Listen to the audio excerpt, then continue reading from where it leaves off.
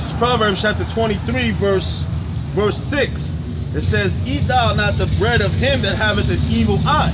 Yea, eat thou not the bread of him that haveth the evil eye, man.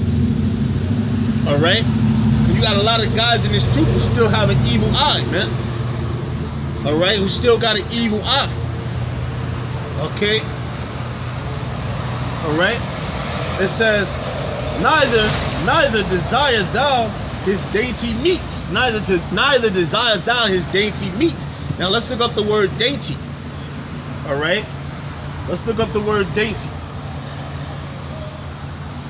Okay. Give me 1 second, Aki, bear with me. Let's look up the word dainty. Okay. I think it's like perfect or good or goodness.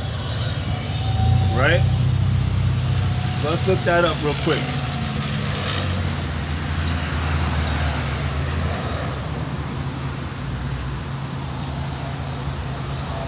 Bear with me, Aki, on this phone.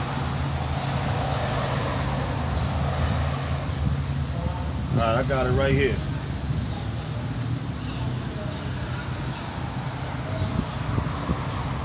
This is the definition of the word dainty. Alright, deliciously small and pretty. Alright. Fetus are difficult to please concerning food. Alright. But it says right here, particular, good to eat, taste, delicious, choice, plentiful, luscious, mouth-watering. All right. So they coming. So a lot of people that's gonna go to him, right? They eating his dainty meat, saying that what he's speaking about is delicious. What he's speaking about is good, right? Taking away the 12 tribe sign, that's delicious. That's good. Take that away. All right. The microchip. No good. That's delicious to them. All right, saying that that's no good. The missiles, saying that's no good. That's all delicious to them. That tastes good to them. But it says neither. But it says right here in Proverbs chapter 23, verse 6. Neither desire thou his dainty meat. Neither desire thou his dainty meat, man. You don't want that, man. That ain't delicious. Why? Because you taking away the truth of the gospel, man. All right, and the word gospel just means good news. All right, because our people don't know the meaning of words. Okay, they don't know the meaning of words at all. Period. All right, so don't desire this, man. It says neither desire his dainty meat. All right, and you got a lot of guys that are flocking to this guy. When he took away the 12 tribe sign, they were like, "Oh, that's good. That's dainty meat." They're desiring that. All right, they're desiring that. They desire to take away what is real and what is written in the Bible. All right. So we just got a few here: mouth-watering, toothsome, appetizing, tempting. All right, scrumptious, yummy, all of that. All right. Okay. So you can't follow after those guys, man. All right. Can't follow after them guys, man. Don't desire his dainty meats, man. It says, I'll read it one more time. It says, eat thou not the bread of him that haveth an evil eye. Neither desire thou his dainty meats. Neither desire thou his dainty meats. Now you know what the word dainty is. Tasteful, tastes good, perfect. All right. Toothsome. All right. And this right here, the dainty meat that he's putting out and saying that's tasteful is the 12 tribe sign not being good, the mark of the beast not being good. All right, okay, the missiles not being good. All right, I said, okay, so don't desire that, man. Don't desire thou his dainty meat. All right, it says, verse 7. It says, for as he thinketh in his heart, so is he. For as he thinketh in his heart, so is he. All right, because he thinking in his heart, in his mind, his life, that this ain't the truth. This ain't real. It's 12 tribe sign. All right, he said, where did Ezekiel carry a 12 tribe sign at when he was out there teaching?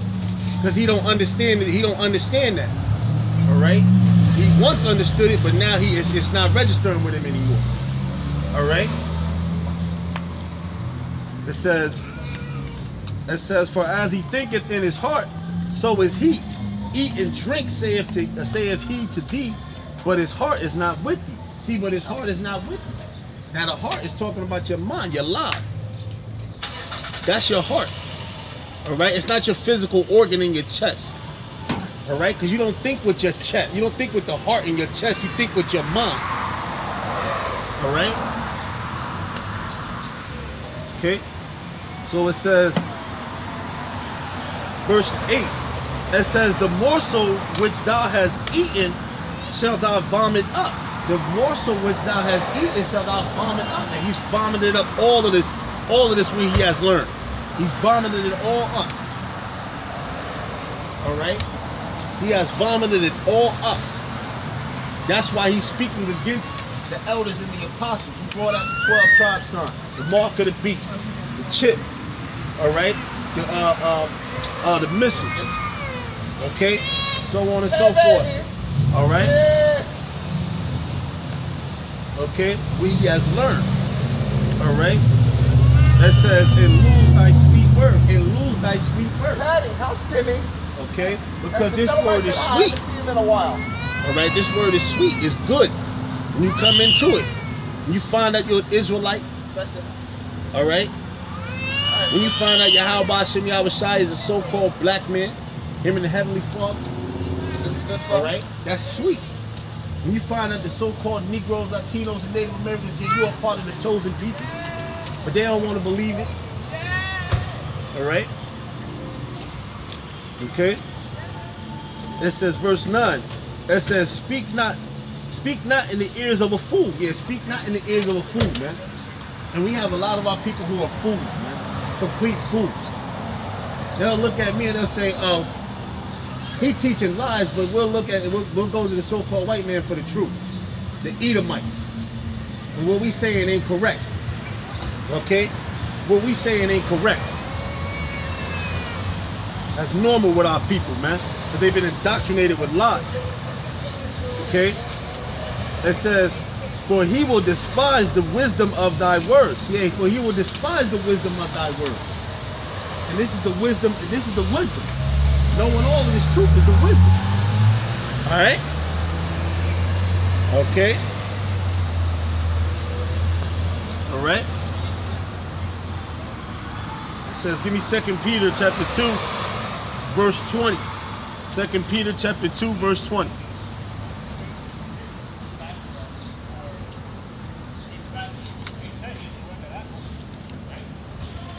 Second Peter chapter 2, verse 20. It says, for if after we have escaped the pollutions of the world through the knowledge of the Lord and Savior YAHAWASHI HaMashiach, that they are again entangled therein and overcome the latter end is worse with them than the beginning. All right, it says, for it has been better for them not to have known the way of righteousness. See, for it had been better for them not to even know the way of righteousness, man. All right. It says then after they have known it, to turn from the holy commandments delivered unto them. But it happened unto them according to the true proverb. See, it happened unto them according to the true proverb, man. All right. Let's read it. It says the dog is turned to his own vomit again. See, the dog is turned to his own vomit again. And that's what happened to him. He turned to his own vomit. Again, man. He spit up everything that he learned. He spit it back up. And he returned to it, man. He returned to all the bullshit that he have learned in this world, and he returned to it. All right? Okay? It says, and the soul that washed to her waddling in the myrrh. And the soul that washed to her waddling in the myrrh. All right? Okay?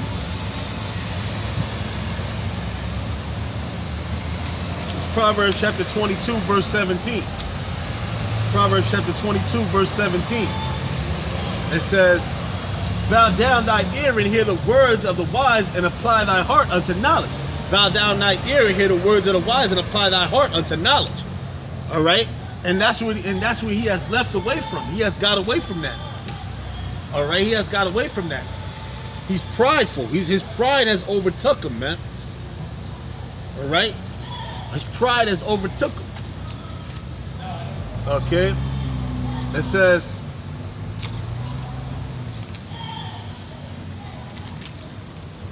It says, for it is a pleasant thing if thou keep them within thee, that they shall withal be fitted in thy lips, that thy trust may be in the Lord. I have made known to thee this day, even to thee. Have not I written to thee excellent things in counsels and knowledge, all right, that I may make thee know the certainty of the words of truth. See, that I make thee know the certainty of the words of truth, right? And this is certain. This is certainty, man. This is the words of truth. All right. The Most High said, "I'm a man that I shall not lie," man. All right. So why would he lie about what he have gave to the prophets to write down and record, man? All right. It says. That I might make thee known the certainty of the words of truth, that thou mightest answer the words of truth to them that sin unto thee, them that sin unto thee. All right. Okay. So give me 1 Timothy chapter 3 verse 6. 1 Timothy chapter 3 verse 6.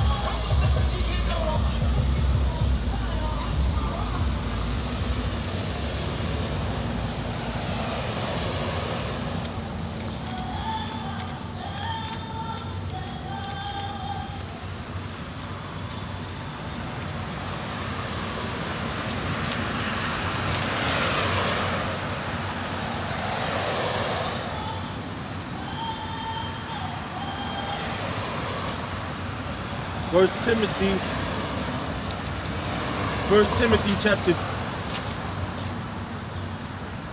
chapter 3 verse 6. It says, not a novice, least being lifted up in pride, he fall in the condemnation of the devil. See, he fall in the condemnation of the devil.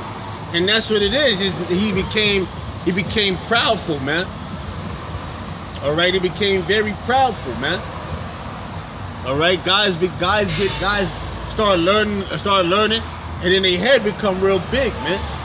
They start to get a big head. All right. What is a novice? A novice is somebody who's more like a rookie, man. He's on a rookie level. He's not that deep yet, man.